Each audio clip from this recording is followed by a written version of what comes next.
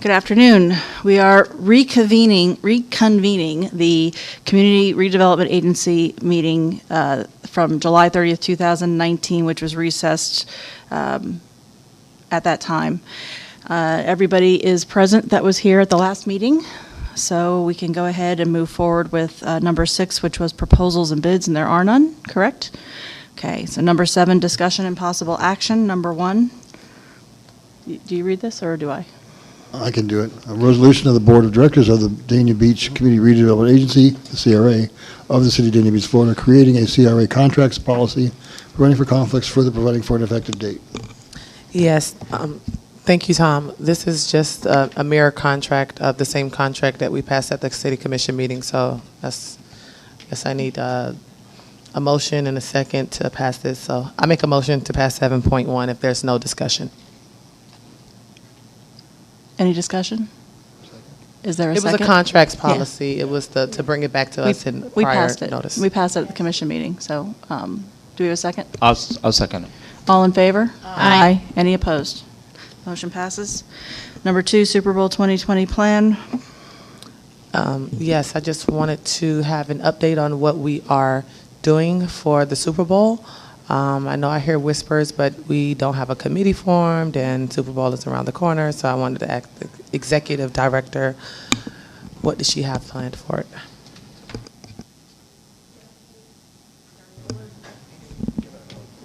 I'm sorry, good afternoon, CRA Board. The CRA has had a few meetings now in preparation for the Dania After Dark Super Bowl edition, which we are scheduling for February 1st, which is the Saturday before the Super Bowl.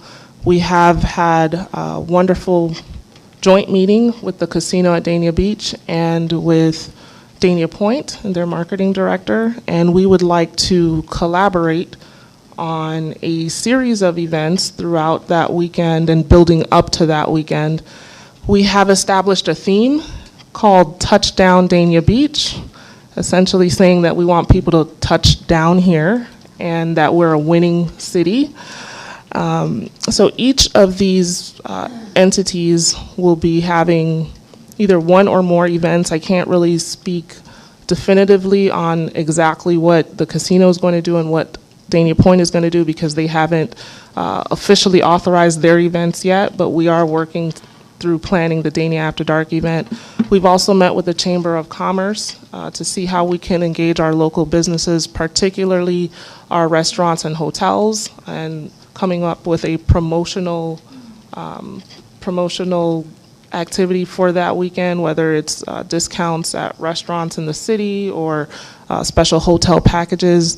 So as we have more details for what the other entities are doing, we'll bring them forward. But as far as Dania After Dark, we're looking at an earlier start time at 4 o'clock, a modified site plan, giveaways that are sports related, and of course with city logo on it, and kids rides, games, bounce houses, a larger bar, a larger stage with LED lighting. We're looking at the potential of having an exhibition of cheerleading teams and drum lines, and also the potential for VIP appearances by former and or current NFL players. So we'll be doing a joint marketing effort with the casino at Dania Beach and Dania Point so that our collateral looks very similar. Essentially, you'll see a calendar of events, so whatever the casino is offering, whatever Dania Point's offering, whatever the city or the CRA is offering, all of that coming together into one marketing look and feel, and then we'll also have our separate collateral, but it'll all be in the same graphic theme, with Touchdown Dania Beach being the overarching theme of the weekend. I'd like to just mention something here. Have you been discussing any of this with the city manager as well? Because I know that there have been some things going on that side, and this is not just a CRA district event. This is a citywide event, and I want to make sure that there's communication, and that it's being, all of our resources are being utilized for this. Okay, so on or around July 11th, I did have a conversation with the city manager, and she said that she would not be planning any Super Bowl related event. That's the last thing that I got, that the manager would I don't not be think that's planning a correct. Super Bowl I don't event. think that's correct, because I know there have been meetings since that time. Yeah, city manager, can you please come up here a minute?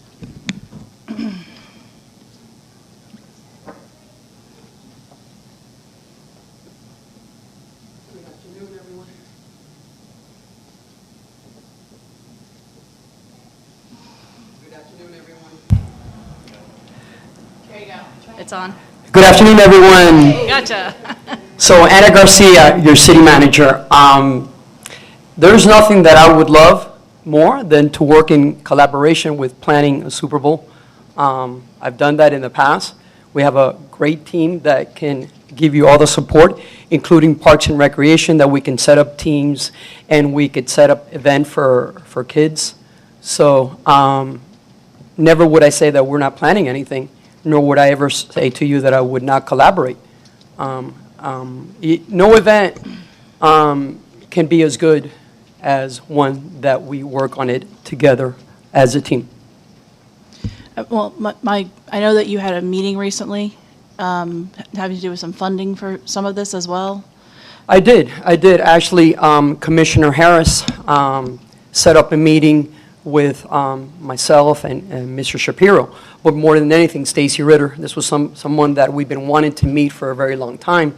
And going back to the initial meeting that we had to discuss the Super Bowl, where I invited all of you, that we met with Mr. Barreto. He informed us that there was $1 million there for the taking. So when we met with Stacy Ritter, one of the things that she said is none of the cities have tapped into us for that $1 million that can be used for promotion. So immediately, because my goal is to try to get as much sponsorship and as much as less taxpayer money spent and more monies from outsiders. So Stacy immediately said, hey, let's work on something together. And we've been working on a banner to be able to get Stacy to pay that out of that $1 million. But I'd be more than happy to work in collaboration with you, Executive Director Williams, should you want me to. Board Member James? Well, I think you wanted to say something first? Okay. Since you're here, since we all went to the Super Bowl meeting months ago, okay, so this was for that's what the CRA had planned. So what does the city have planned? Do we have anything planned for the Super Bowl? Our goal is to be able to augment and enhance an existing event. But we're very careful not to go out of our lane. But we want to be able to augment and enhance an existing event, because we're here as a team. And you could certainly get a whole lot more Well, that's with all not what the I'm asking. resources. But I'm asking, and in your lane, I guess, if you want to use that terminology, what I'm asking is there anything that you have been planning for the city to have as Super Bowl events? Yes, we've been meeting with Dania Point, and we've been meeting with Stacy Ritter. So what events do you have planned? So, okay, so when I put this on for commission, and I didn't expect this dialogue, I would have been more prepared. But when the executive director just said, okay, they have Day After Dark and something with the casino and something with Dania Point, and she can spell those out. Do you have anything spelled out, or no? Do y'all just have a conversation? Dania After Dark is an existing funded event. So to augment off of the existing event would be what we should do. In addition to that, I have been working with Dania Point and Bob Shapiro on an event over there at Dania Point. Is this the same event? I'm not sure what event was discussed with Mr. Shapiro. I have met with Kim Butler, the Director of Marketing for Dania Point, and she is the overseer of all events and marketing that they have at Dania Point. When the CRA board designated that we should move forward with a Super Bowl edition of Dania After Dark, I went forward with setting up meetings and, trying to strategize on how to enhance Dania After Dark. And manager, when I referred to the conversation that we had, it's not that I said that you wouldn't want to collaborate. What I got from the conversation was that you were not planning to do anything for the Super Bowl, like anything specific or putting energy into. into planning for that. Oh, That's I what always got put from the energy into everything that I do. conversation. So, I always put just to energy. clarify, Well, that's what I meant. But at Hold that on. time, you didn't tell me that you were doing anything. No. You said, oh, it's great that you're going to be doing Dania Okay, I After don't want Dark. to, I think but- there's just a miscommunication. Yeah. But what I'd like to Was see the two established. of you working together on this, because like I said, it's a citywide event. Commissioner James, did you have anything else that you wanted to add? Or I mean, she was talking. I want to I know, but it's getting a little bit That's fine, but I want argumentative. to continue to hear what she was saying to see if I have any further conversations about the item that I put on the agenda, please. Do you have anything further to add? Well, just in light of this new information about the meeting that was held with Stacy Ritter and Board Member Harris, any information that we have, we're going to bring it forward. And if there's something that can be done with Board Member Harris, Stacy Ritter, or whomever else, I would just, want to keep all the board members informed as to where we are with things so that when I'm reporting on it, like I know, what's happening, because it was designated that we work on this. So I just want to make sure we're all on the same page. That's all. Well, just to clarify, I felt like it was designated that it was both the CRA and the city that was working on it. That was my understanding of it, but regardless of that. Commissioner Brandemar, I know you have your light on. Yes, city manager, I have to ask you a question because you brought it up about that $1 million. Did you go after it? Yeah, that's exactly the conversation that we had with Stacy Ritter, because my goal was for the city not to spend money, but for us to tap into the $1 million. So when I met with Stacy Ritter and Commissioner Harris, and this was something that we're going to bring, because we just met with them last month, was there's $1 million that you could tap into for marketing the event. So we've been working to design banners and things like that, welcome to, that we were going to bring forward. All that is a Okay, draft. that's the point I would like to make right now. How come, first of all, they started this too late, the plans for this anniversary thing? You know it as well as I do, it started too late. However, we did have meetings, all right? And what I'd like to know is, even with the meetings that you guys had, how come nobody ever made a presentation to this board telling them, oh, we met with Shapiro, or the city's plans of Ordania Point and what you were offering? How come, look what the date is, and this is the first time we're hearing about it. If the ball was in your court, why didn't you run with it? Why didn't you come and tell us? Well, I would have loved it. Well, first of all, I've been your manager for 5 months, and certainly I do agree with you, because I've planned many events in the past 35 years. The city's anniversary should have been planned a year ago. We agreed on that. I mean, definitely a year ago, before the mayor was here, before the vice mayor was here, Yeah. the previous administration. But you know what? We can't cry over spilled milk. We need to be able to move forward, and that's what we've done. We've had a meeting in regards to the 115th that we were able to get a big part of it sponsored. We had a meeting just last month with Stacy Ritter and Bob Shapiro. There was nothing to report because Why? everything is in draft form. Our next meeting was going to be with Stacy Ritter to present and get her approval. So for me to come to you until I have an approval that she says, yes, manager, go ahead and get these 400 banners and we're going to pay it from the $1 million, would be a moot point. Okay, Anna, listen to me. In the future, when you even know that this dream could become a reality, all right, just bring it to us without it being approved already. Let us know that that's in the works. Bring us in. I know nothing about Shapiro except that he ain't sitting in the front row anymore because he's mad about something and I don't really give a damn.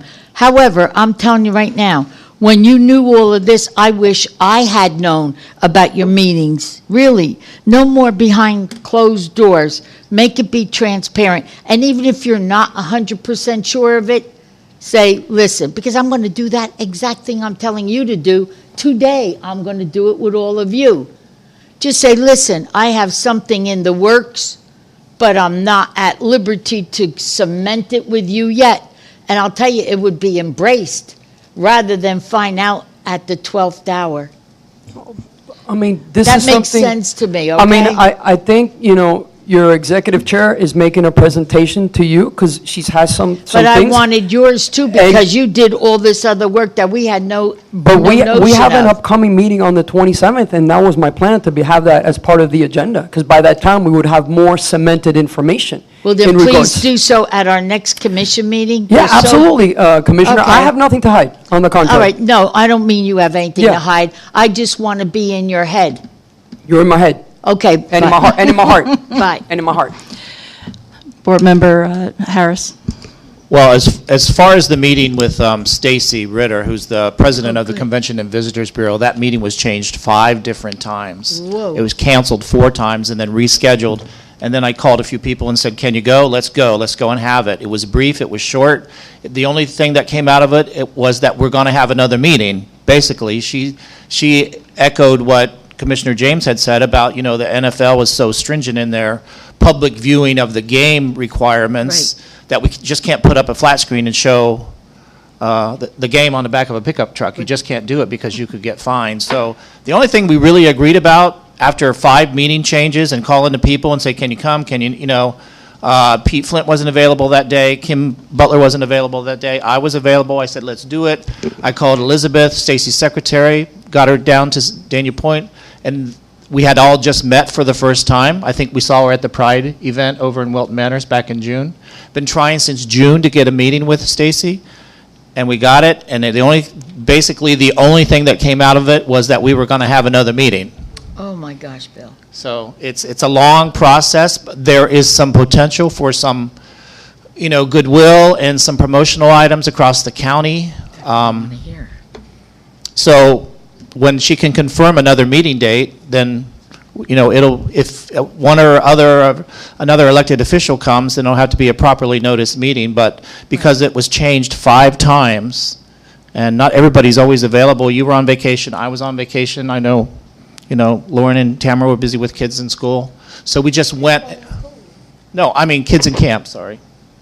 Sorry, I misspoke. Well, they're busy. Go ahead. Yeah.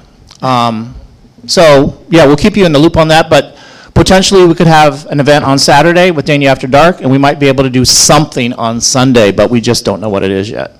That's all. We planned on Saturday, right? Board Member James. Yes, this will be my last comment on this. Number one, just to clarify, the kids are in camp. We can always go places because the kids are at camp and not in the back room as they are right now.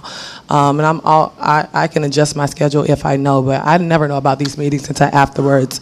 That's first and foremost. Second, if you all are discussing things that include events that are happening and that are being ran by our CRA, I think it is protocol and respectful that you have the people that are in charge of these events at the table with you all, especially if you're seeking funding for these events. And I heard the manager say that she's trying to get this whole thing, is a possibility that to get the whole thing funded. The same respect that I see being demanded in one way needs to be demanded both ways.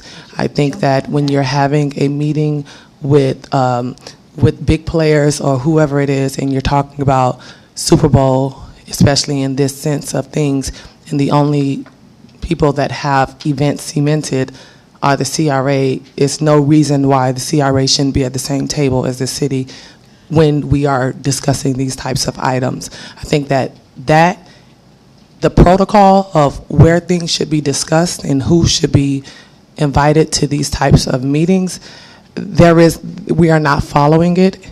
I don't think that the respect is there, and I think that we need to start respecting this board as the CRA board, and items that need to fall under this board in this meeting needs to be That's discussed one of at this board in this meeting. And that's one of them. I think we need to have more communication between the CRA executive director and our city manager with regard to all of these events. And whether it's this or anything else, because the bottom line is the funding for the CRA comes from the city. It comes from our general fund. So we do need to have some discussion back and forth. It was never my understanding that this was all being handled by the CRA. When I saw this item on this agenda and not on the city commission agenda, I was kind of surprised, because it was always my understanding that this was a joint effort between the city and the CRA. So and with regard to the meeting just happened, like right around the time of the last city commission meeting, if I recall. And I don't even think I knew about it beforehand, but I wouldn't have gone anyway, because if there's already a commissioner going, we're not going to be able to notice it. So I didn't want to end up getting into that situation anyway. So, I mean, in any event, my only ask is that the two of you sit down, have a conversation, and discuss what it is that you're both doing, so that this way, everybody can work together, and this can be a seamless event. And it's not about, who's in charge of what. It's a matter of trying to work together and get it done. Vice Chair. Really quickly, I'm just going to echo something of really what the chair just said. And, I have noticed, and I don't put fault on anyone specific for it, but I do see a little bit of a divide that at least optically I see, and sometimes feel as well. And as to what Commissioner James said about the respect, yeah, sometimes. I mean, I was disappointed with how that last meeting went with, I think it was Kathleen was doing her presentation, and I felt like she was kind of rushed through that. And then by the end, we were all so tired and grumpy. We were just like, oh, no, forget it. And I don't think it should be so casual about just, it's just the CRA stuff. Because I certainly don't feel that in my heart, and I apologize that happened with that meeting. But in general, again, not placing blame on anyone, I would really, really like to see the city and the CRA work a little bit better on these things, and maybe better is not the right word. Take advantage of this opportunity where there's, for whatever reason, some kind of disconnect in the communication, and and try and figure out how to bridge that. And you both are exceptionally capable people, so I doubt that there's any real reason why we can't do that. But I think that everything you said about what the plans are for the with the drum lines and the VIP area and the stuff at the Dania Point and Casino at Dania Beach all sounds fantastic. So I think it's going to be great fun, and to whatever extent the city manager is going to augment and expand upon that and can help with that, I think would be great. Executive Director. I just want to say that I hear the will of the board, and I'm excited to move forward with, fulfilling the expectations of the board as you all have desired and had consensus on. And so my interpretation of a discussion that I had led me to believe that we were just planning it as you all had designated. For the Stacy Ritter meeting, I could have gone to that. I didn't know about that, and I didn't know that there was activity being done on the city's behalf for the Super Bowl. So now that I do know that, I will be more aware of communicating and seeking information as well on what's being planned. So thank you. Vice Chair. And I appreciate that, Director Williams, although I do want to add, and again, I'm not, this isn't a blame thing, but I want to see it from the city manager as well, who, I know anytime there's an opportunity to improve on something, like you just said, you approach everything with your full effort. So you walked away from the meeting with one interpretation. Well, that happens all the time. I walk away from a meeting with an interpretation of what happened that might be slightly different or very different than what the experience and the reality was for the other person. So I don't want to in any way just put it on you. We're a team at the end of the day, and even if we're not always the most agreeable team, that's something that we're all working on. We're working on it. You're saying you're going to work on it, and I know the manager and her team is going to work on it as well. So I just wanted to clarify that the expectation is not completely on you. It's on for all of us to be the best version of ourselves. Board Member Brandon Marty. Yeah. Let's cut to the chase and tell it like it really is, okay? when at the beginning, when Bob Baldwin was here, and I have to bring it up, never once did a city manager attend a CRA meeting. It was always said to us by the director at that other time, Jeremy, that you are separate from the commission, even though the worst part about it is we're the same board for both, and it's the money is in the same bowl. We really are. However, I'm going to take away from this meeting, and correct me if I'm wrong, that the manager is not going to have these little meetings with the Point and Bob Shapiro and Bill without notifying Raquel if it's got something to do with the CRA. And the same way, vice versa. So the first time that it comes out that there was a meeting regarding the CRA, I think, and the board and CRA director was not made aware of it, I think that it would be time for us to make some evaluations on what's going on here for the good of our residents in this city. There can't be 2 cities, 3 cities, it looks like, within the same city. There is not just a city manager and her city. There is not a CRA and her city and a Mayor Lori Llewellyn and her city. She's the whole city. All right? And when you say stay in your lane, you know, that's what we were taught, to stay in our own lane, and you don't infringe on someone else's rights. I really personally feel that things that are in the CRA area must go to the CRA director, and things that are within the city must go to our city manager. And that's my feelings on it. And like I said, if anything ever is brought up here again, that these meetings took place out with Shapiro and the Point, and it had to do with the CRA, be prepared for what's going to come down the pike. I'm just saying that. Otherwise, be nice kids and play nice. Bye-bye. Our executive director has asked that we skip ahead to number 4. So I'm going to go ahead to number 4, 115th anniversary celebration at Dania After Dark. I know. Well, she asked me to skip number 3 for now and come back to it. She wants to address number 4 first. Through the chair, it's at your discretion. I just thought because we're talking about events, we might as well, talk about 115th. Makes sense. At the city commission meeting, there was a request for the 115th birthday celebration, or at least a portion of it, to occur at Dania After Dark. And I just wanted to make sure that the board was all on the same page in making that decision at the CRA board meeting level, and to talk about funding for said event. We are going to be bringing our proposed budget at the next CRA board meeting on August 27th, but you'll have it before then. I want to make sure that in the budget proposal, we are identifying the funds that will be utilized for the 115th anniversary. I had referenced at the last city commission meeting that there was a previous discussion about budget for this event, and I just wanted to get your feedback, because I'd like to just include that as a proposed budget line item for the CRA for-year 2020 budget. Vice Chair.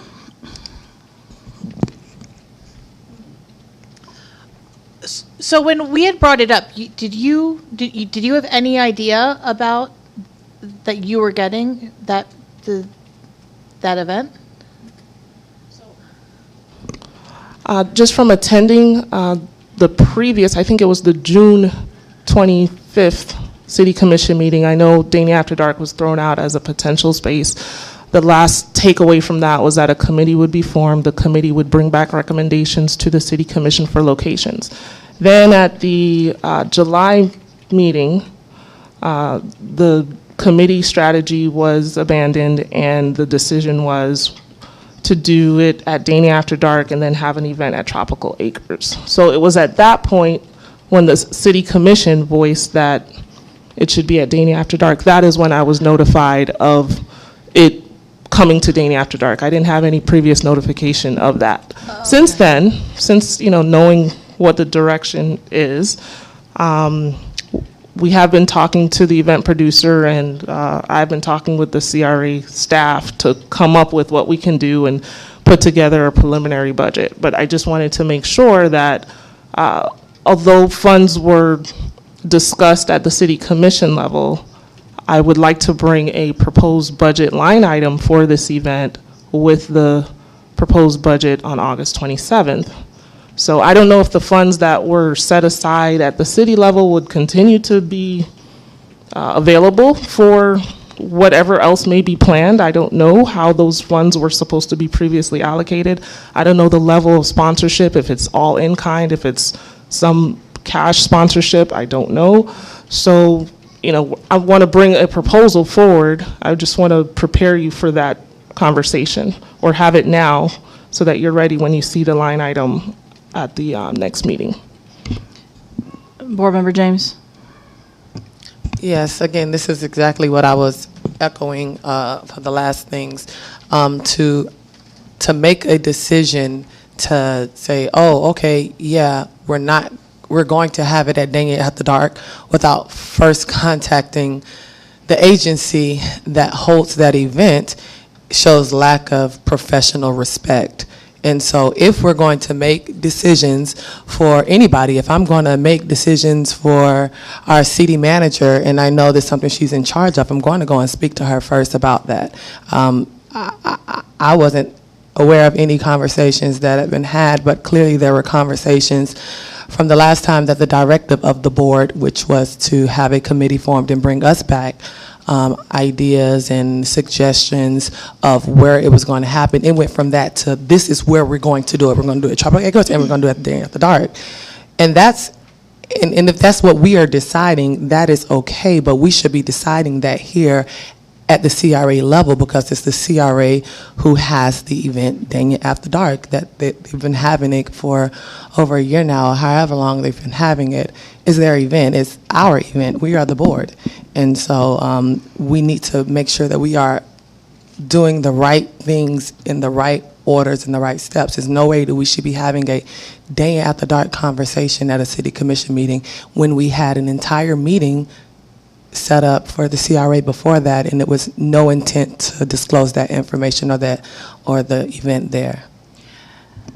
Okay, my only comment on this is that, as discussed at the last meeting, the Tropical Acres issue came up because it was offered. It was offered to us as a free event that would be done. There will be some expense that goes along with that, obviously, especially if we're going to do any recognition or anything like that. So obviously we would need some expense to go towards that. As far as augmenting Dang It After Dark, that was something that was discussed at that prior meeting. And there were at least 3 people who showed interest in that at that particular time. And I recall specifically suggesting at this past meeting that, again, our executive director and our city manager sit down and talk about this and see what could be done and see what the city could do to help augment Dang It After Dark, so it's not all on CRA, and that this way we could try to work together and try to get things done. So I do specifically recall discussing that at our July meeting. As far as the committee is concerned, as I indicated, it was too short amount of time. People were on vacation. We just simply couldn't do it. It would have been nice to have everybody's input in it, but we couldn't get it done. And if we want to get this done, which I think we all do want to get it done, then we need to start moving on things. Now, if there are other suggestions, I have been open to that, and I have said that to everybody. If anybody has any suggestions, or you have other sponsorship opportunities, anything like that, please bring them forward. I'm sure we're all happy to hear them. Vice Chair. So again, I think this might have been a communication issue. You know, I love the idea. I think it's great. I'm totally jazzed for it. But I see what Commissioner James is saying, and I agree with her that it should have kind of been worked into a different way than the way it was brought up. But either way, it's a great idea. I think it's going to be a very successful event, and so Director Williams, is what you're asking for us specifically? Can you just reiterate? It's that you need a budget amount. Is that what you need? Is there a desired funding level that we're going to Need bring? a number. Yeah. Okay. I know 10 was discussed at the City Commission, but I want to have a renewed conversation regarding budget and how we're going to work My it. only concern is, and I understand there does need to be some money appropriated for it, but because it is going to be, you know, we're going to be using public funds for a non-public event, it's going to be, Danny After Dark's public. but she's saying for the, Well, No, she's talking about Danny I don't know if the After Dark. Tropical Acres portion That's- Oh, would you're be just talking considered, separate. I'm just talking Danny After oh, Dark okay, right now. so yeah. aren't we sticking with the 10 that we decided? Well, I would just, I would Is like, that the- I'd like to put a little bit of it towards some other things that we might need. Like, for example, we were talking about doing some recognition of certain things, not just extending Danny After Dark. I mean, that's part of it, yes, and that would be $10,000. You know, if you're going to put all, the whole entire $10,000 towards that, then you're not, I mean, to do Danny After Dark is what, $30,000 a year? So you're adding a whole another $10,000 to expand it? I don't know that we need a full $10,000 to expand it. I mean, there might be, there are other things that we may want to do that get incorporated into the Danny After Dark aspect of it, but also we may be able to incorporate into the event on Sunday.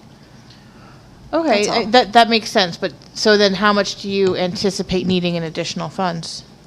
Yeah, that's what my question is. I mean, because Go I ahead. just feel like I don't know much about it. I don't know what the specific. Is that a question for me? Yeah, Yes. yeah. Okay. So we've put a little rough sketch together of what we want to do. And if you want to hear some of these elements, I can provide it to you. We're going to need extra police officers. We're going to need a crowd pleaser restroom. We're going to have additional bands, games, a spotlight, additional sanitation staff will be needed, additional tables, tablecloths, chairs, additional marketing dollars. We plan to invite the Tomato Queen to the stage and have heritage presentations. So, for example, the city of Dania Beach has Danish heritage and Bahamian heritage, so we're looking at perhaps a Junkanoo band playing and maybe passing out Danishes or something, you know, akin to birthday cake, but something more in the theme of the city of Dania Beach. Perhaps having some confetti. So we haven't finalized any of this yet, but this could take up $8,000 to $10,000 to do. Now, if there's a designated amount that you're intending as a board to have for the Tropical Acres portion, if you could identify what that is so that we know what we're working with. Again, I think this is going to be something where the communication between the city and the CRA needs to happen, because there may be some events that we do at the Danny After Dark and some events that we do on Sunday. And there might be a way to divvy that up a little bit, so like I said, it's not all on one particular group.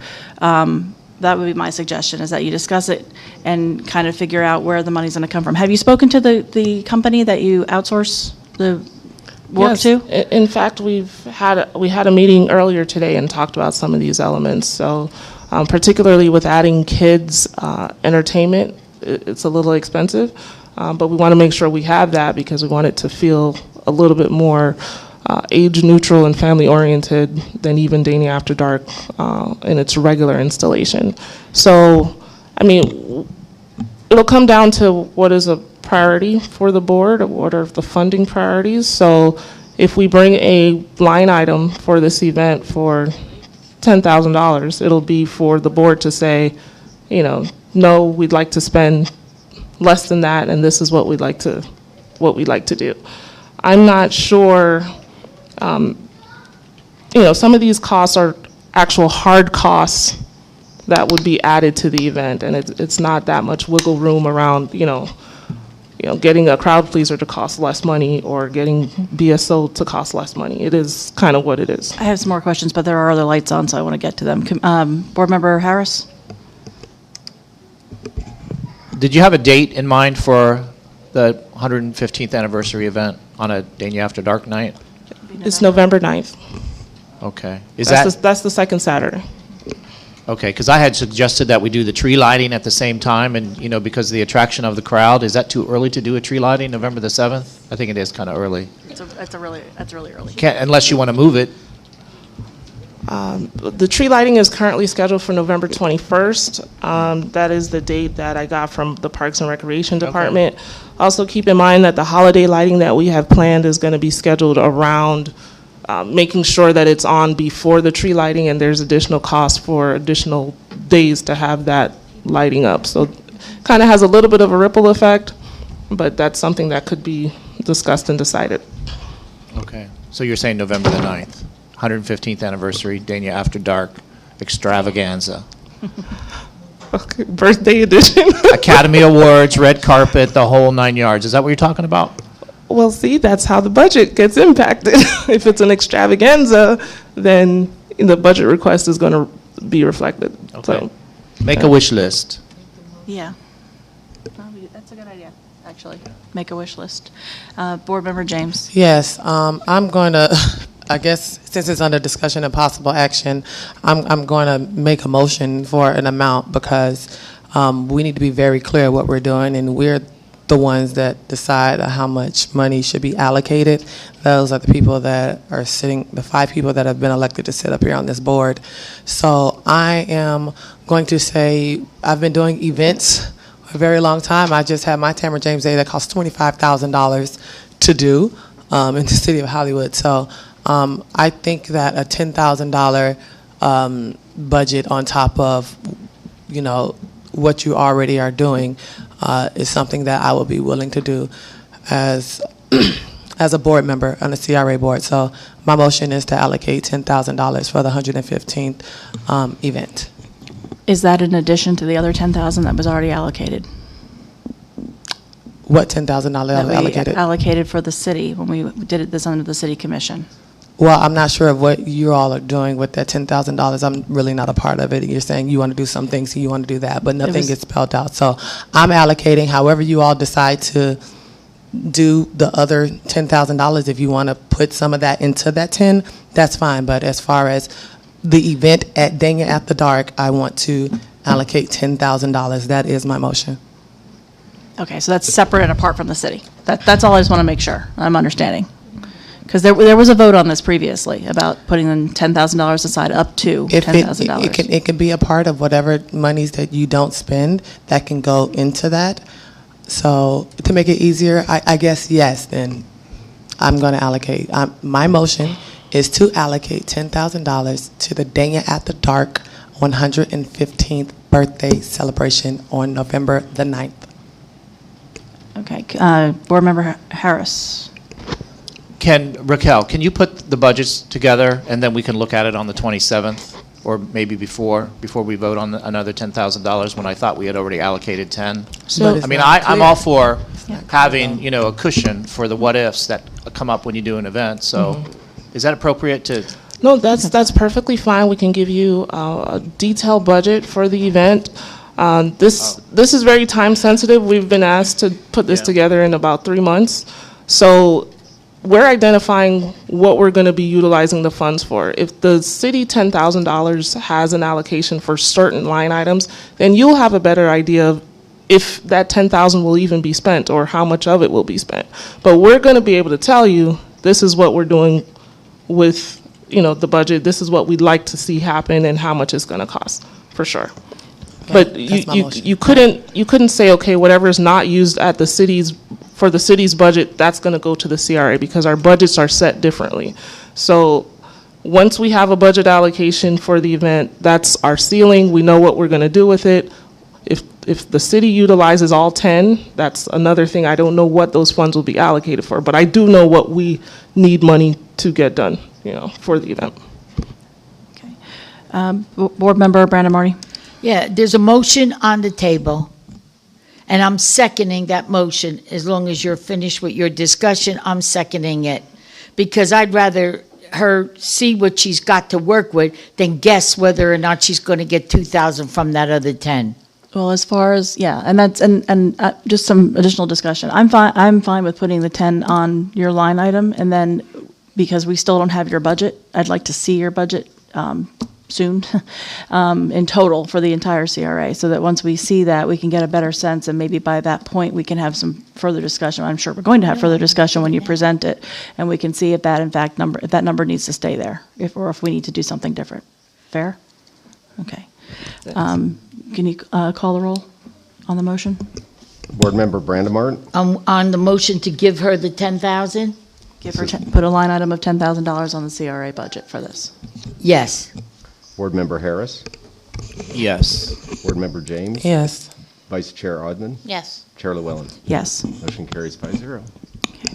Let's go back to number 3, compensation and classification study, CRA Executive Director, Board Member Brandon Marty. That ain't mine.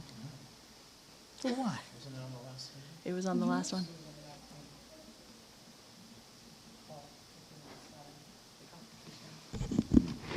This was from the last meeting? We didn't get to it last time? The comp and class study? I didn't put that on there. I thought you did. Your name's on it. Was it her? Go ahead, Executive Director. Well, enlighten me on this. Okay. Everybody don't know. asked for a compensation and classification study, huh? Are we talking about? Hold on the a second. comp- It was- Mayor, are we talking about? I the don't city know. director? I don't know. It was your item, and obviously we didn't discuss it in advance, but perhaps the Executive Director knows what it's about? Oh, that was a comparison chart. No, now I know. There was a comparison chart made regarding the pay of CRA directors within our area of cities. And I believe that was to talk about Raquel's position and what she's being paid as a board director. Well, Go ahead. I think because this the situation is a couple weeks. It's been a couple weeks since this came up, and I think Board Member Brandon Marty had been wanting more discussion on it based on some of what the communications were with Evergreen, and based on the compensation and classification study, there were some expectations that I had from the study that when I spoke to Evergreen and with the Human Resources Department, I realized that those expectations were not what they had in mind. So for example, no CRAs were included in the peer groups for looking at the various positions, and I had some concerns about my own position, as well as one of the positions in the CRA amongst our staff and how that position was classified.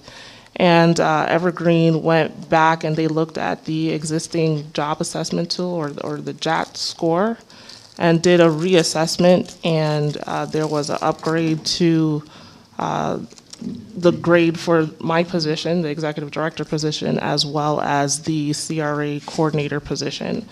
And that was as a result of talking to Evergreen and talking through it with our HR department. And so I think at the time that Board Member Brandon Marty brought this forward, there was more to be determined at that time, but it has since been something that Evergreen has come back and made a determination on as far as the grade is concerned for both of those positions. Board Member James? Yes. I'm not sure what conversations were had with them, but I know conversations that I've had with the CRA executive director and with Evergreen and with our manager and with HR and the confusion of it all, because it is a very complex study. However, I've done my own research, and when I saw this on the agenda, and I've went around, as I do with a lot of other positions, and I did the research of people that were in other cities, because I heard Evergreen say that they couldn't find any other executive directors in other cities, and I found that not to be true. I have a list of over 10 that I found, and when we're looking at the comparisons of salary and the level of expectation and the level of responsibility and the level of the amount of staff and everything else, our CRA executive director is underpaid. When I took the average of all of them, she's really being underpaid. And so I know that this is around budget time, and I also know that we need to make decisions, because there needs to be line items put in budgets before they are passed. I don't know what Commissioner Brandon Marty or Board Member Brandon Marty had in mind, but from my own understanding, and I'm very prepared for this item, and as well as all of the rest of them, I would like to discuss numbers and budgets, and I would like to discuss that now, since this is for discussion and possible action. I know that from my numbers, we have executive directors making from $175,000 to the smaller ones making $96,000. And when you average all of those things, you get a rough estimate of something that I would like to offer our CRA director. When I look at all of the projects that our CRA director is doing, when I look at the amount of time it's going to take to realize those projects, and when I look at the numbers and the amount of residents that these other cities have and the comparisons that these other cities have, I would like to go back and look at what we're paying her and offer her a raise, if you will, or something that is market, moving you towards median market, which would be the average. So I'm not sure if anyone else wants to have that conversation. I definitely am willing to have that conversation, especially because she needs to bring us her budget within, this next meeting. I have a question for the executive director. You have a contract, correct? That is correct. When is your contract up? My contract is up in about a year, November of 2020. I'm on a 2-year contract, so I'll be completing the first year of the 2-year contract. My initial contract was a 1-year contract, so I'm on my second contract. Okay, my understanding is that the comp and class study that's done is not done for executive level positions. It's like an executive director. It's done for staff predominantly. We don't do it for any other contract positions. Generally, a contract is in place because you come back and you negotiate your contract when it comes due. And at that time, you then discuss, just like you would anybody else, you do a review of the individual, and then you come back and you discuss the pros and cons and the good and the bad, just like you would with any other contracted employee, and you renegotiate the contract. If the contract is not due at this time, I don't think it's an appropriate time to talk about bringing up raises for somebody. Vice Chair. All right, so I'm just to make sure I'm on the right track here. Was there some discussion about this via an email chain? It was a long email that was sent about this? Yes. Is this what we're talking about now? Yes, there was an initial email discussion that was at the staff level, so primarily between the HR director, myself, Evergreen, the city manager. On or around April 4th, we were informed that we as in myself and the directors of the departments would be given a draft of the comp and class study. And I was not provided with a draft or a final copy of the comp and class study. I did see it on the June 25th City Commission agenda for adoption. So I had not had an opportunity to review not only my position, but any of the positions that are within the CRA.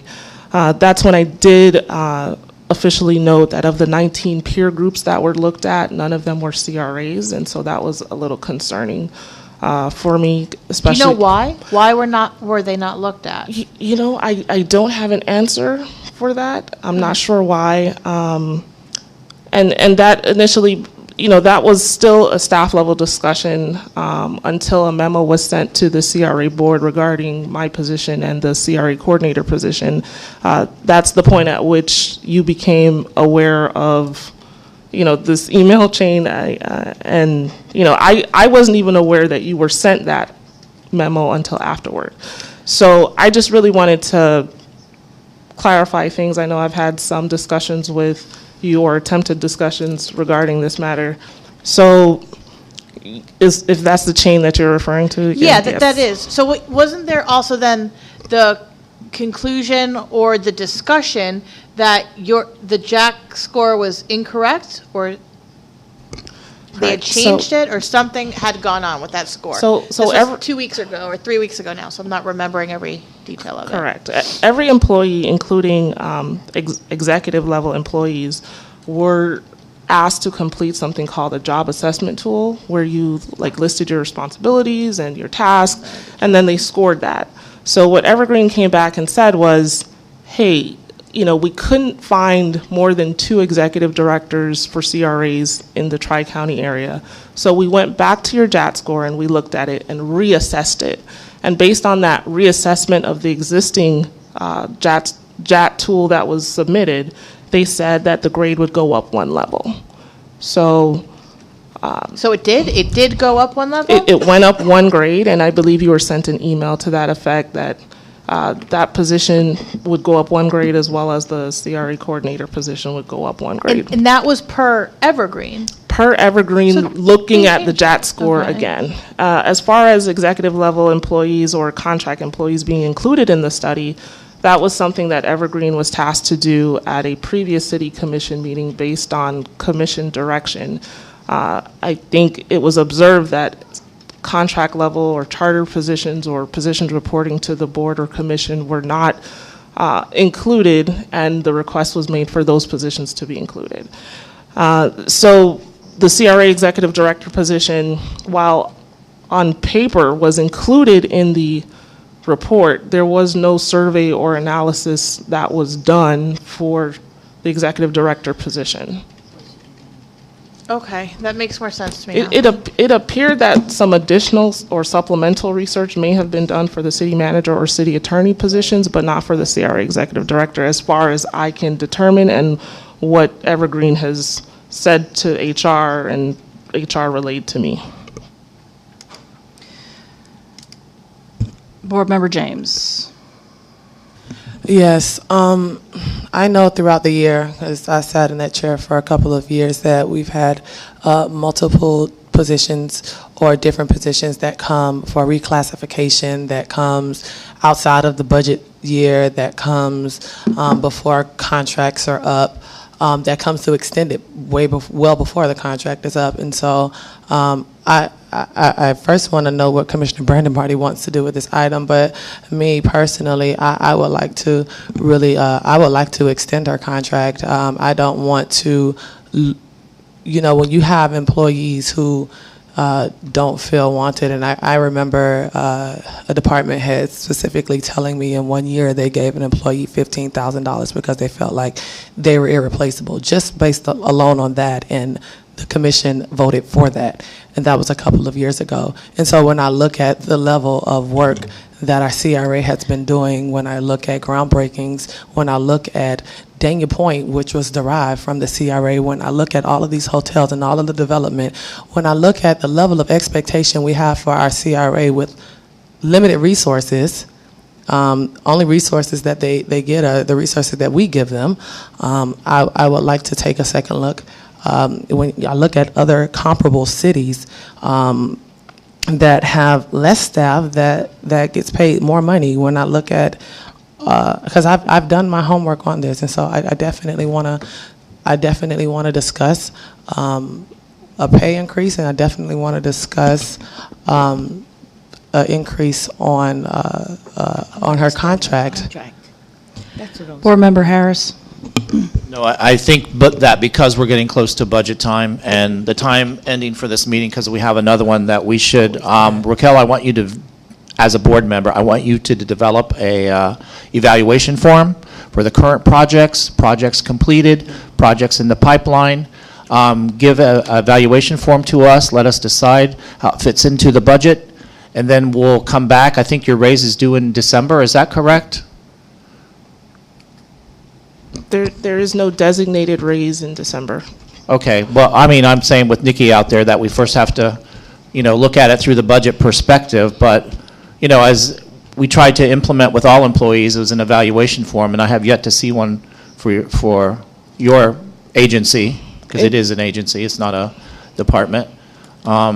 So if you could do that and get it back to us before the next CRA meeting, or when convenient for you, and let's look at it, and then you can talk to us individually about the projects list, projects in the pipeline, projects completed, project in the future. I mean, I know the city center projects that's coming up is huge. I don't know anything about it, only what I've heard through the grapevine. So there's a lot of evaluation, I think, that needs to happen before we talk about giving anybody any kind of raise. So, well, as far as evaluation forms are as far as that goes, the City of Dania Beach Human Resources does not have an existing evaluation form that is used for any employee. I have just, in the past 2 weeks, sent 2 evaluation forms to HR that I've told the HR department that I will be utilizing for CRA staff. So I can provide that to you as well, and one that's crafted more for the executive level position. I have submitted to HR a supervisory form as well as one for hourly staff and what those evaluation criteria are, because the city does not currently use one, and so I've had to, try to come up with one on my own. Thank you. Before I call on anybody else, I would also like to get a copy of whatever Evergreen information you have, because I don't have it. Whatever you got from them, I would like a copy of it. In addition to that, does it break it down by those CRAs that are TIFless and those that are not? And does it break it down by CRAs where there are numerous employees versus 1 or 2? Because that does make a difference in the overall. So the information that I have from Evergreen is in emails. Any other information that is had about different CRAs that was not provided by Evergreen. Evergreen relied on a reassessment of the JAT score. That's what they relied upon, and that's what they provided. Then what I suggest we do is, I don't want to rely on, and this is nothing personal against anybody, I don't want to rely on your research or another board member's research. I want to have an outside company like Evergreen do this research so that we have objective evidence, objective information that we can review. And I do want it broken down by the city as far as whether or not they have a TIF or they don't, because that is a huge difference, because those cities that have TIFs, they have money coming in. It's not simply being funded by the city's general fund. Right. And I also want to know about the number of employees that each executive director or director level position supervises, because my understanding is that most CRAs do not have 5 full-time employees. So I'd like to see all that information as well. Commissioner Brandemarty. Okay. To answer the question about, is it broken down? Mayor, no, it's not, because on my list, I have Hollywood, and Hollywood no longer has any CRA. So I like to have a list, but it's also broken down, you will find by population, and also additional income for cell phones, et cetera, et cetera. And when you still look at all that, she's still underpaid. No matter how you turn the mustard on this jar, you're going to see that when you call them like Dania Beach, Hollywood, which that's what I said, they got to get out of there, Boynton Beach, Delray Beach, Lake Worth, one of them has a TIF, only one. Then there's also West Palm Beach, Westgate, Florida City, Homestead, and the list goes on. But you're right, but adding to what you're asking for, Mayor, which was an annual salary and additional income, and then you add the population, you're going to see that some people are getting way big amounts of money and their population is smaller. Then you're going to see people with $175,000 and take a look at their population. So when you get this report, you want it all. You want every bit of it. And still, I'm going to tell you, you're going to end up seeing that at least by 5%, and I'm not so great with numbers, but at least by 5%, she's underpaid. And if that's the case, that's the case, but we need all the information Right. to properly evaluate I agree, it. but I want you to add to Yep. that population of the cities, what I would I'm agree. saying to you. Population, TIF, And TIFless, annual additional salary, income. additional income. Right. I'm sorry, could you repeat that again? Population? Population, whether it's TIF or TIFless, the annual salary and any additional income that's included with that. I also want to know the total number of staff. Okay. And if they So- also have Right. something in there based upon years of experience at each position. So as far as Evergreen is concerned, I think in their estimation, they have completed the scope of their services. When they said to me in a meeting that I had with the HR director that they could only find 2 executive directors for CRAs in the Tri-County area, when I got that feedback from the HR director, that gave me a little pause because I could tell right there that the depth and breadth of their research as far as this position is concerned was very limited. That So- may have been based upon separate CRAs, because we're only one of 4 that has a separate CRA. Most of them are under the city manager. No, Most of them are. in fact, that's not the The case. city says. There are several separate CRAs and executive director positions for CRAs in the Tri-County area, definitely beyond the 2. Evergreen was looking for a base number of 5 in order to average the data found on that. So the depth of their research was very limited in that regard, and so I don't know if they are going to be willing to do the additional research that's required. Outside of Evergreen, a simple salary survey of different executive directors with all this information included, I think that can happen. But as far as Evergreen providing it, I'm not sure that they're going to, without augmenting their contract, do that level of research and go into that It level of needs to be detail. done by an outside entity, though. We can't, I mean, Similar to how the city attorney's position was not done by Evergreen, but just did a simple salary survey of the city attorneys in the area, and it was it's a little bit different, though, because there's different aspects to CRAs than there are to a city attorney position. Well, what I'm saying is an outside entity didn't do that. I'm Okay. saying I understand that what was you're done saying. internally. I'm just saying Okay. this is what I Thank need you. in order to evaluate this. Board Member James. Oops. Yes, I'm trying to figure out, through the mayor to Commissioner Brandon Marty, if we're making a decision on this, I can recall us making decisions at meetings for contracts, and we didn't have to go back and do research, and we didn't have to tell the person to come back. We made those decisions right here, and thankfully, that the individuals were here to be able to speak for themselves, but that situation is happening right here, right now. At the end of the day, I know the amount of projects that the CRA is doing because I've been involved in the CRA. It's more than just housing. It's more than just the city center, which is a huge task to do. It's more than just the redevelopment and the economic development. It's more than just the businesses that we are giving these grants to uplift our city. It's the relationships that are being forged and the marketing that are bringing these developers here to our city. It's the things that we are doing with the TAP grant and the things with our landscaping that you're going to see soon with Northwest First Street and the bike lanes that are coming and, the mural projects that are coming. It's a lot of responsibility that's being had, and just picking apart every single thing, I'm not interested in doing. So is this something that we, Commissioner Brandon Marty, that you feel that we're going to vote on today? I'm ready to vote on it today. We've had this since our last CRA meeting that has been, I don't know, reconvened until now. And before even that, I've been in very close conversations with the city manager in Evergreen and our HR director and our CRA director. I've asked tough questions and I've asked them for all of this information. And so, no, I don't think that it's irresponsible to have this conversation right now.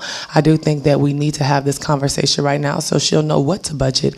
I do think that we need to come up with a number if we're going to come up with a number. But every time we get to a decision that is uncomfortable, I think the first thing to do is let's bring it back or let's continue it or let's not make a decision right now. We weren't seated here to make comfortable decisions. We were seated here to make the right decisions and to take a stance on one side of the fence or the other. Are we going to make a decision or are we not? But a call for all of this other information, it doesn't seem like it's ever been done for any other position. And I've sat around through different people that have come here and different contracts that have come here, and we've never had to do this for any other person. Commissioner Harris, or Board Member Harris. I beeped in. Did you beep in? The lights got mixed up, but I know you That's had yours okay. up. Well, I agree that there's a lot of projects in the pipeline. What I'm merely asking for is an evaluation form for the projects that are in the pipeline, the completed projects, and the projects we have going forward. Because being up here is a tremendous responsibility as elected officials and as board members, that what we do today and next week at the next CRA meeting is going to determine what happens to our city for the next 25 years. So we have to do it. We have to do it right. Most of you are going to Orlando this weekend. Meet the people in Orlando at the Florida League of Cities who have the answers. Meet with them, and then when we come back on the 27th, then we'll be able to make a more informed, valuable decision after we meet about the budget. That's all I'm asking. That's all I'm asking is till the 27th. An evaluation form, and I want you, Raquel, to evaluate your staff, and then I also want your staff to evaluate you. And then we'll give you an evaluation, and at that time, we'll come up with a decision. That's all, 27th. And we need to try to cut this off. This needs to be the last comment because we're running out of time. Vice Mayor, or I'm sorry, Commissioner Brandon Marty, did you have something? Oh, I don't yeah, I know. wanted I'm to sorry. answer the commissioner that what I was going after was an extension of her contract. That's what I was going after. I was answering her, but she's gone. Okay. She asked the question. Okay. But And as far as an evaluation go, I want that evaluation to go for anybody that's the head of anything then. I'd We're agree. not just going to pick it on one, including the city manager. I'd agree. I want an evaluation on the city manager, I'd agree. all heads. Mhm. And if you're asking for the input of their workers too, that I don't like, and I'll tell you why. Somebody may not like her or like her, and they're just doing it to get even with a person, and I don't like that. So I'm not interested in what the employees think about that manager at all. As long as she's doing a good job, or in Raquel's case, I'm not interested in how Kathleen feels about Raquel, because she's running that department and we're evaluating her. We're not evaluating, we'll say, my friend over there, Candido, and we're not evaluating Ms. Weeks. So I really was going after an extension of her contract. Why? Because she is in the middle of a lot of exciting things, and I want to know that she's going to stay here. And that's how I feel. And if you want to take a vote on her, do it right now. And believe me, she would be staying here. Vice Chair. Oh, sorry, I didn't mean to do that. Okay, so look, I think both, everyone's right up here in the things that they're saying. Director Williams, you have consistently been one of the most knowledgeable, helpful, professional, polite people in City Hall, and you are a tremendous asset to the city. Coming into you a couple times a month and sitting down with you, I'm aware of the things that you do, and if off the cuff I had to say who deserves a raise here, absolutely you do. But I think here on the board, we can't do things off the cuff. If the chair is saying she hasn't seen certain emails, she hasn't seen certain data, Chair Member Brandon Marty has some stuff on her phone that I can't see what's on her phone, and Commissioner James has done some research, and it's probably some very lengthy, thorough, and helpful research. Okay, so but we're not all on the same page. So off the cuff, do you deserve a raise? Absolutely. Wish we could cut you the check, but I think that whatever is the easiest way to put this data together so that everyone can see it, everyone can have the information. I think it is going to overwhelmingly show that you are you deserve this, but I think that everyone deserves to have the data in front of them so that they can say to their constituents that with the data, with the facts, with the numbers, because numbers don't lie, the best decision was made, and I'm sure it'll end up in your favor. Board Member James, and I'm going to make one last comment. We're moving on. Yes, so with all of that being said, our next CRA board meeting is, what is it, Executive Director? August 27th. It is August the 27th. I am going to ask that an item comes back for adoption, not discussion and possible action, but that an item come back, and that would be my motion for us to vote up or down, that an item comes back, which would be an extension of Executive CRA Director's contract, and that will have all of the information that everyone would need, and that will give you all ample amounts of time to go and meet with the executive director.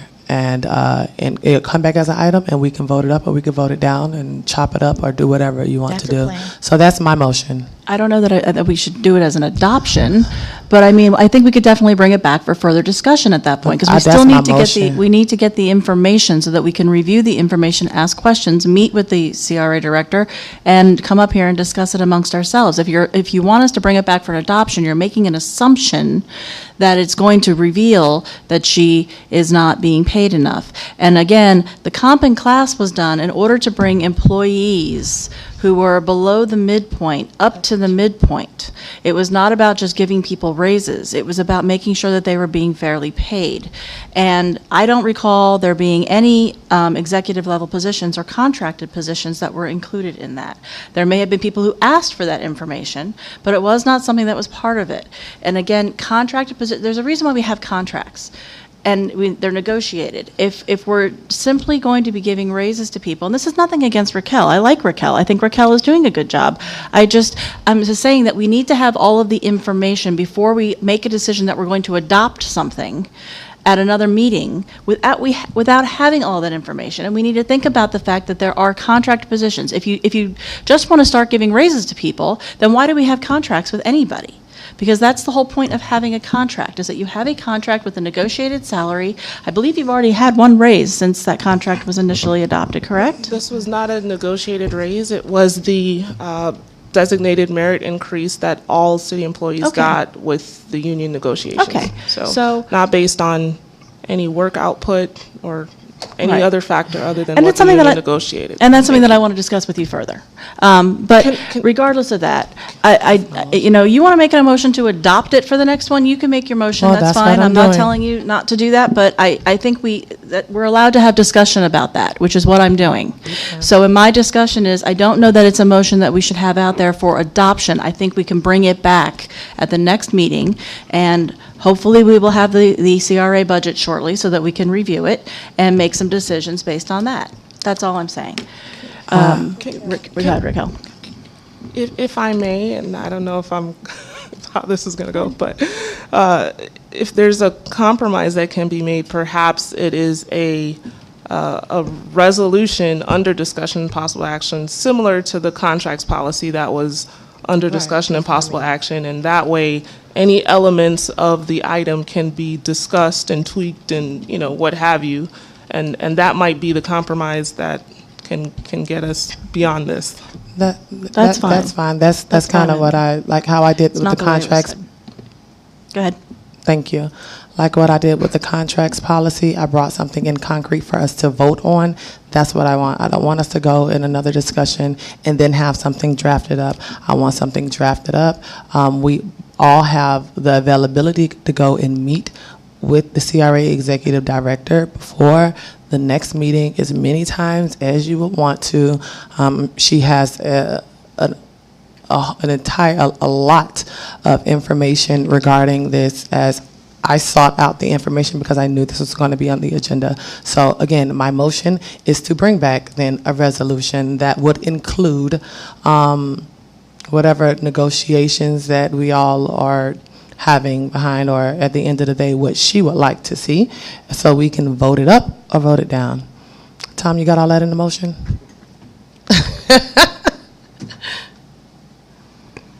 I'll second that. And just to be clear, it's not adopting that she will be given a raise. It is that we will come back to discuss it and see what we're doing with it at that point. The number can be discussed at the meeting, but the details of everything else should be in the resolution. Otherwise, it's pointless to have a resolution if it doesn't have any teeth. The resolution is supposed to have teeth. I understand that, board Okay, member. What thank I'm you. saying is that, it sounds to me like you want to have a resolution that says that she's getting a raise. That's what it sounds like to me. And I'm trying to understand if that's in fact what you're saying, or if you're just saying that we're going to come back to negotiate further. I want my motion to have a resolution that will include a number that the CRA executive director comes to us with, and we can discuss it at that time. or vote it up or vote it down. So to be clear, the number can change? The number can change. That is my final motion. And did you second that? Is that what your understanding was? Yeah, that's fine. That I will second. Then let's go ahead with calling the roll. Commissioner Brandemart, or Board Yes. Member Brandemart, sorry, yes, okay. Board Member Harris, I think I want to phone a friend. As long as the number can change, yes.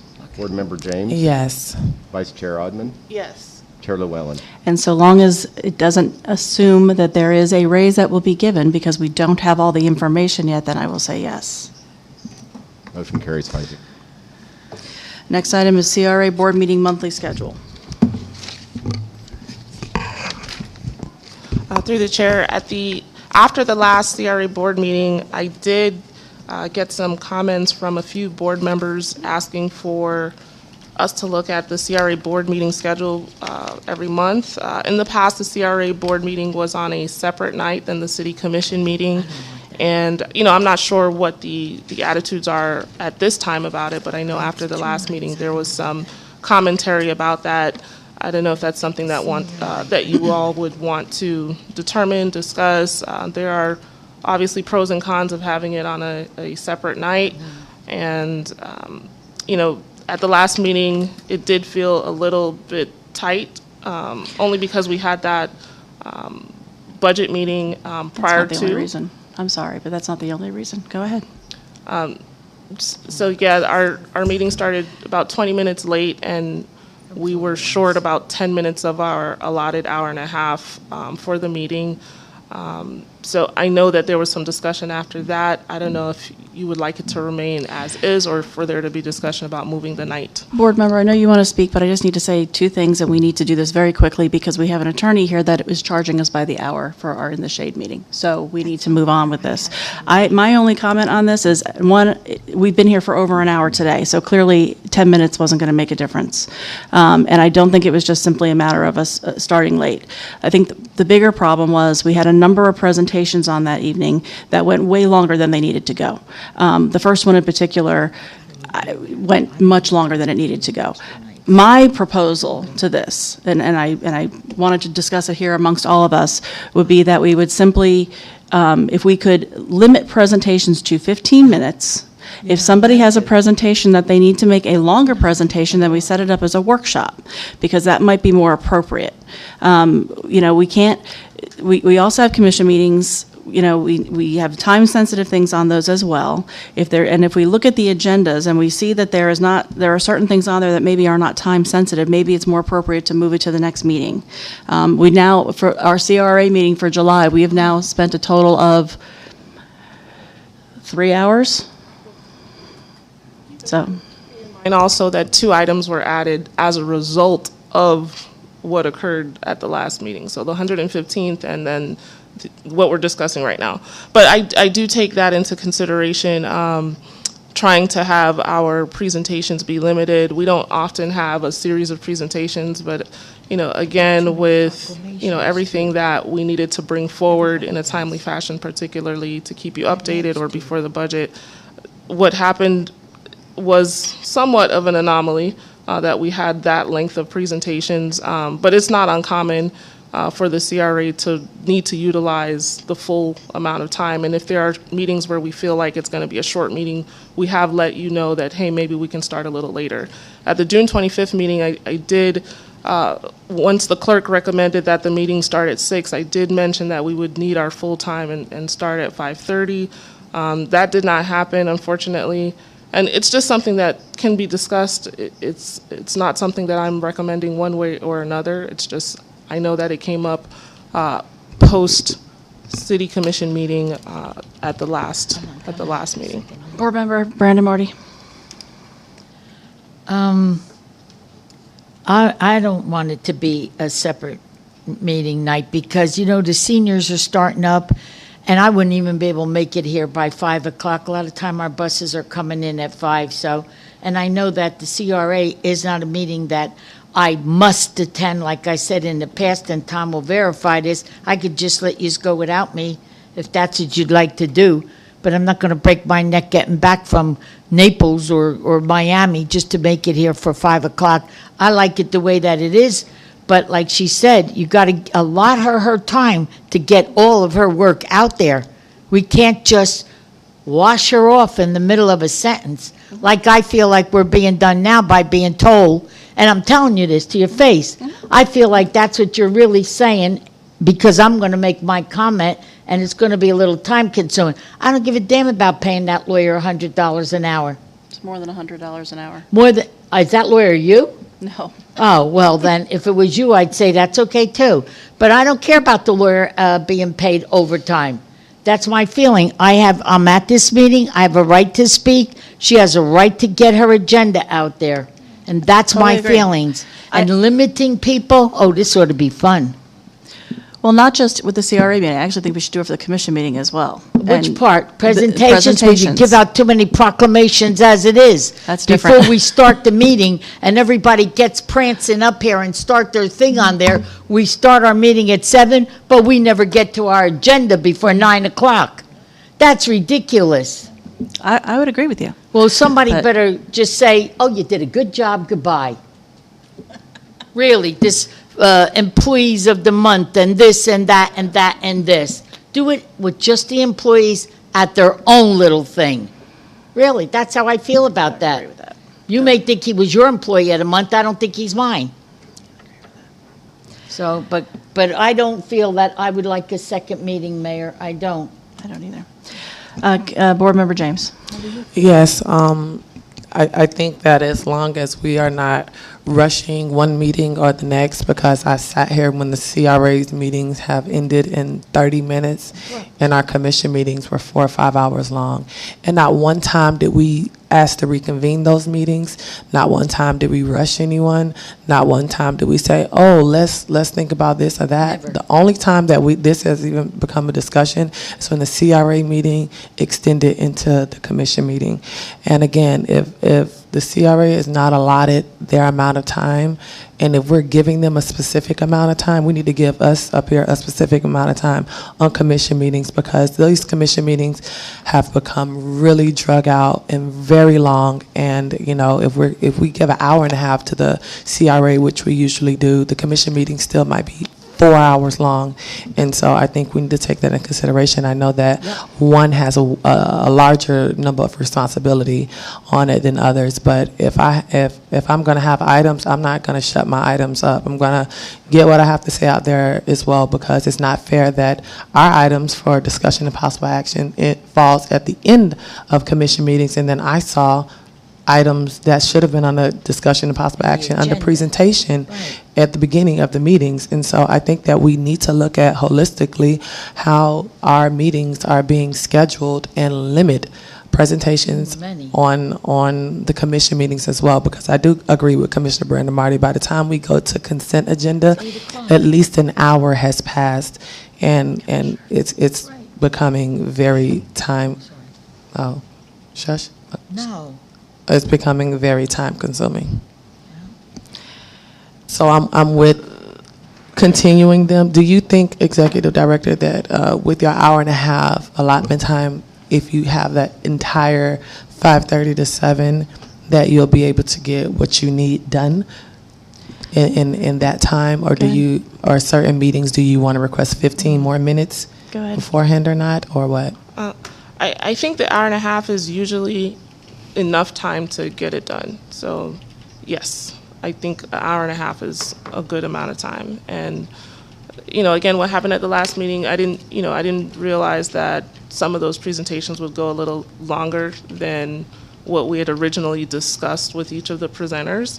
And, questions and answers went a little longer than we thought as well. So I do think an hour and a half is a good enough time to have our meeting, and if we need more, we'll request maybe starting 15 minutes earlier, because it appears that if it goes past 7, then that's where the problem comes in. So yes, I think we can get it done.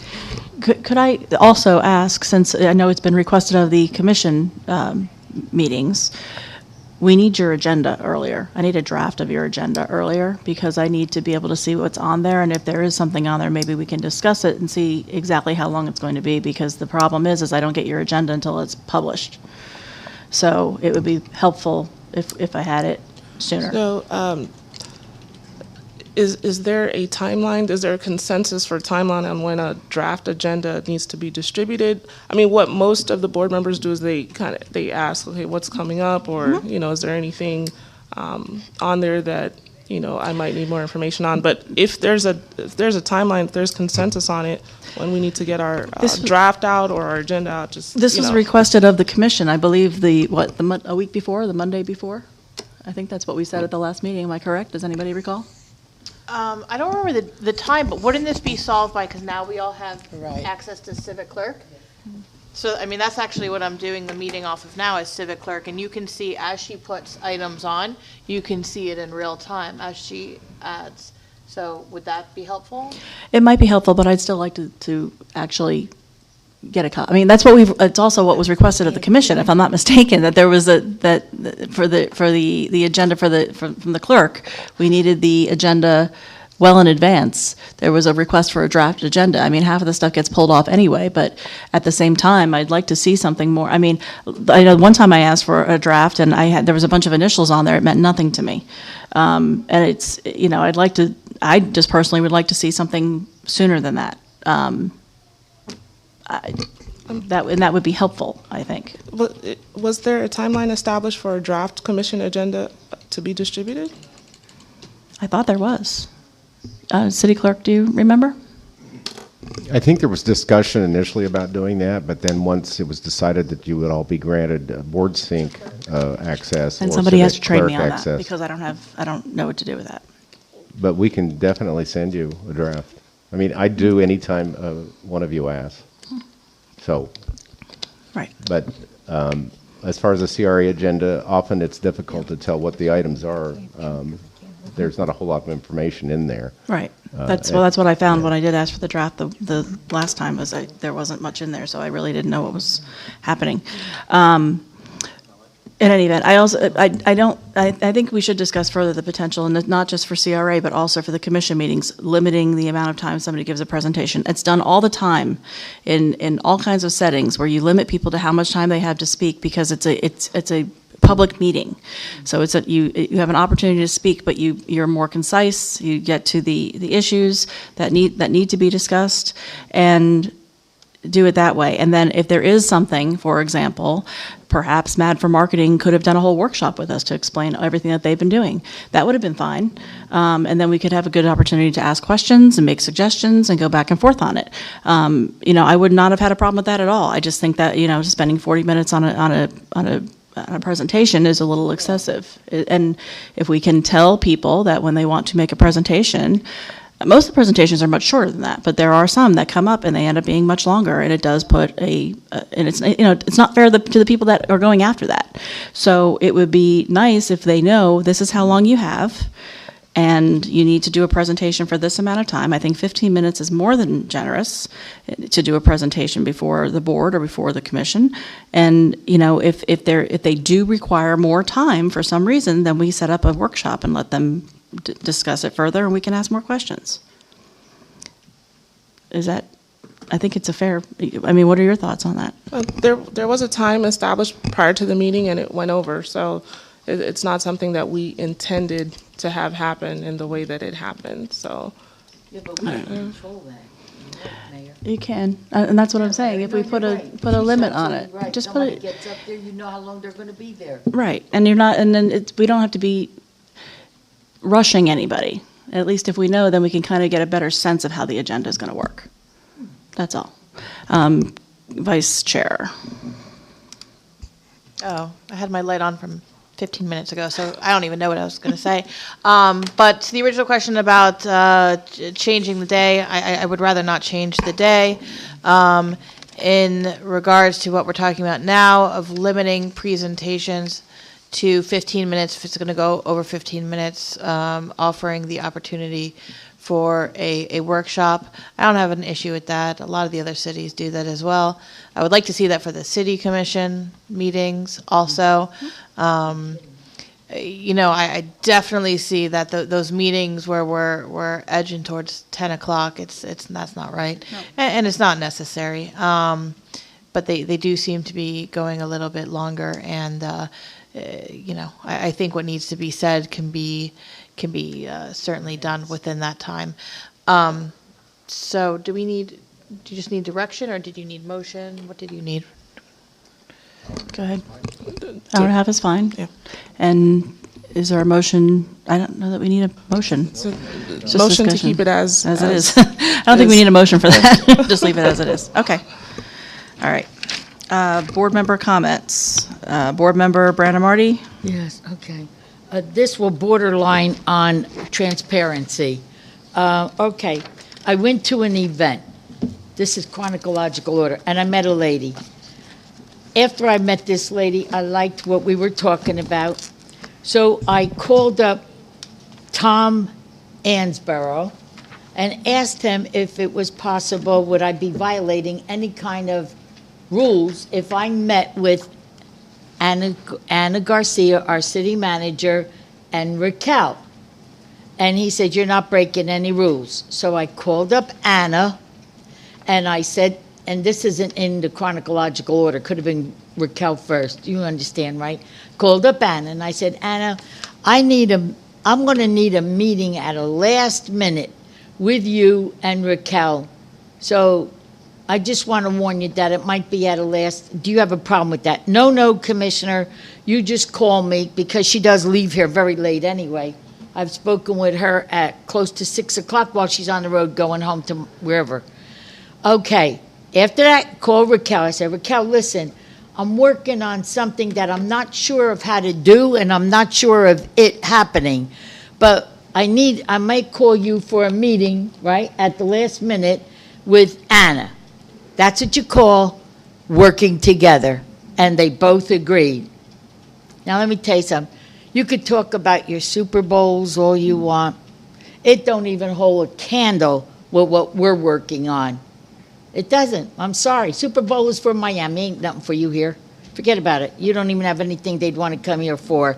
And that's my honest opinion, and I'd say it on TV to all of our residents. Before you do something, make sure that you got something to offer them. That's how I really feel. And we're not at that point yet. So I've been working so hard trying to get this thing here to this city.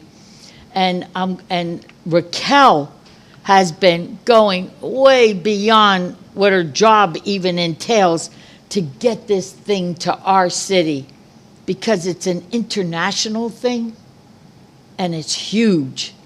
So I'm going to turn it over to what you are aware of now, Raquel.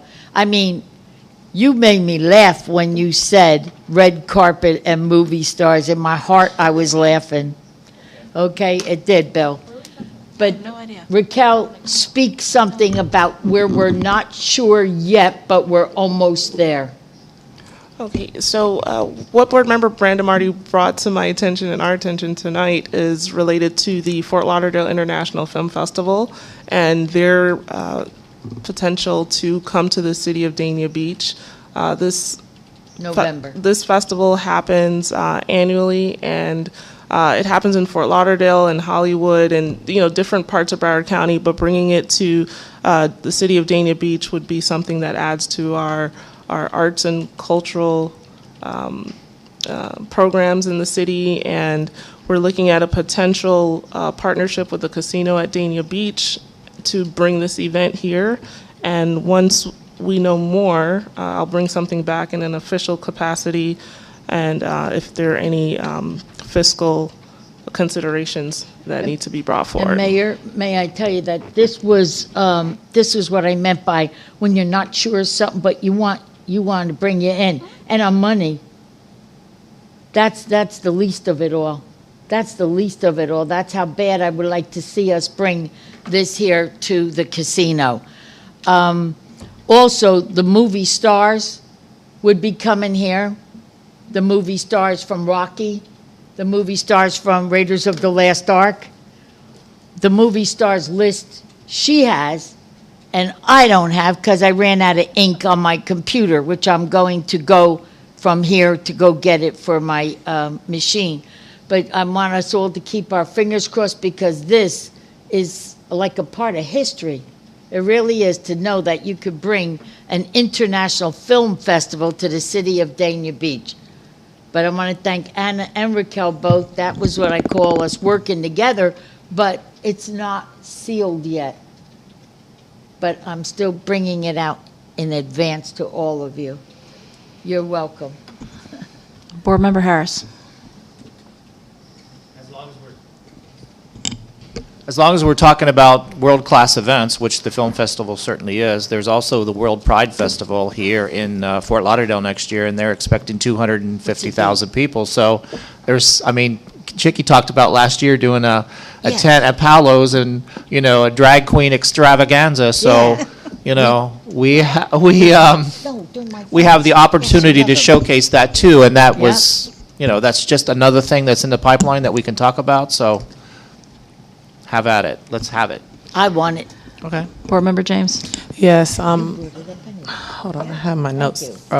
I wanted to speak about also the bike share that the casino has expressed interest at having there as well. I'll be having some meetings coming up with them and our CRA executive director to see if that's another location that they will be willing to put there and would not be a cost to the city. And I wanted to see if the CRA could reach out to the churches in the CRA, as well as the manager reaching out to the churches. And I'll speak with her outside of this meeting, outside of the CRA, due to some safety concerns that's been happening over the weekend. I know that there have been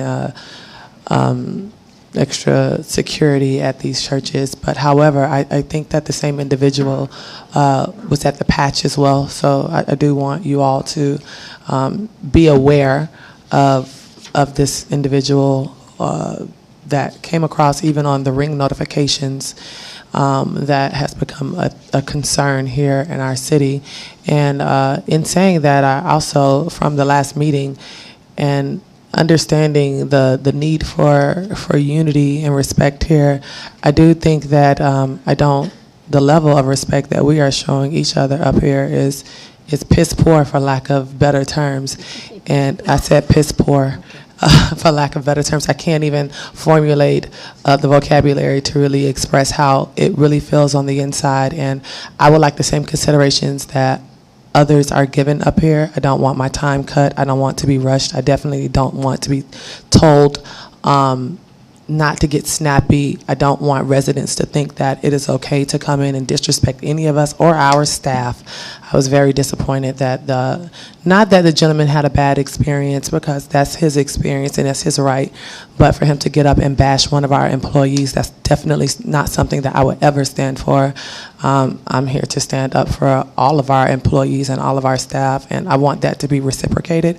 I don't want to ever feel like I am being disrespected or spoken to in a manner like you're speaking to a child, because I may look 15, but I'm a grown individual with real responsibilities, and I am a mother.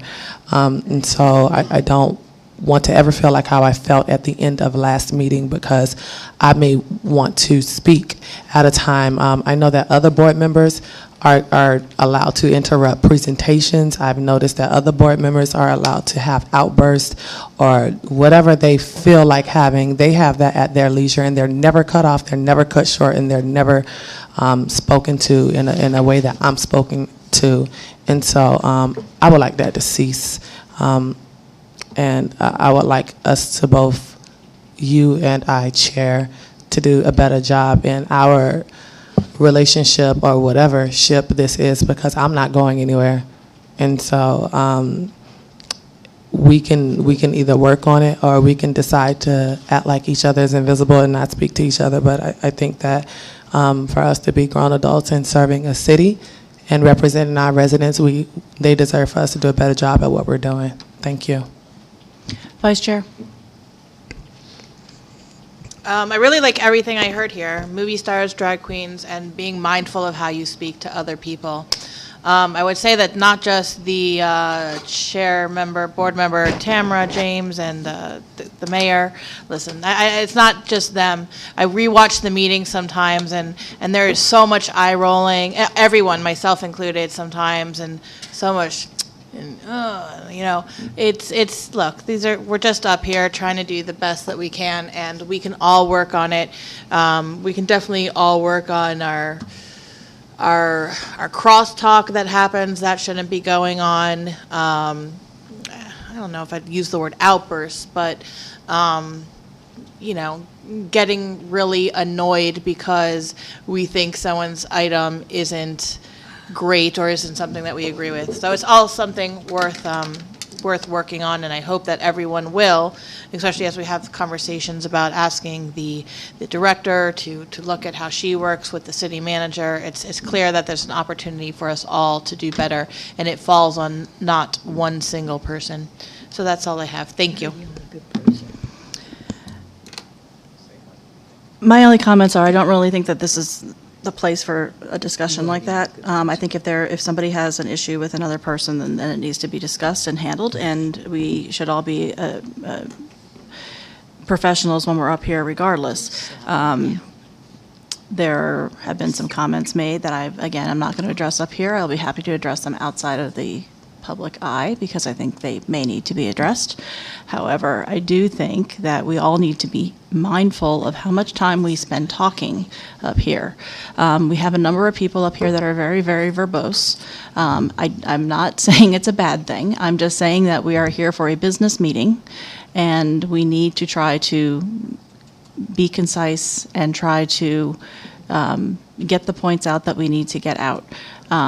There are people that are watching these meetings. We are now today almost an hour over the amount of time we had allotted for this, which is a continuation of a meeting that went over the amount of time it would have normally anyway. So that being said, I have personally gone around and spoken to a number of the churches as well about this incident that took place. I actually met with one of the churches before I came here today. There are some concerns. BSO is handling it. They are also bringing in other agencies, and they are addressing it as well. We don't want people to be afraid. There's no reason to be afraid, but there is a reason to be vigilant and pay attention to your surroundings. And if you see something, say something. And that's not just in church, but that's everywhere. And it's important that if somebody does see something suspicious, that they report it. That's the most important thing, because no one's going to know to do anything about it unless it's reported. With that being said, I have nothing else. Any information items? Go ahead. No information items, but I do have a request, and I don't know if that goes through the city manager or through the board or commission. I would like that when there are incidents impacting public safety, that I be notified of those matters. We had a gas leak at the Morrison while we were setting up for Dania After Dark, and I kind of heard about it third party and kind of was figuring out, on the scene what was going on. But if there's any way that I could be notified of things, you're saying that the gentleman was at the patch also, and if Captain Marks or our new fire chief could include me on that dissemination of information on what's going on, that would be very helpful. I just say again, that goes back to people reporting things, because I actually had a conversation with Captain Marks about this earlier today about this whole issue, and there was no discussion about the patch, so I don't think he even knew about it, so it probably wasn't reported. So in any event, with that, we'll adjourn.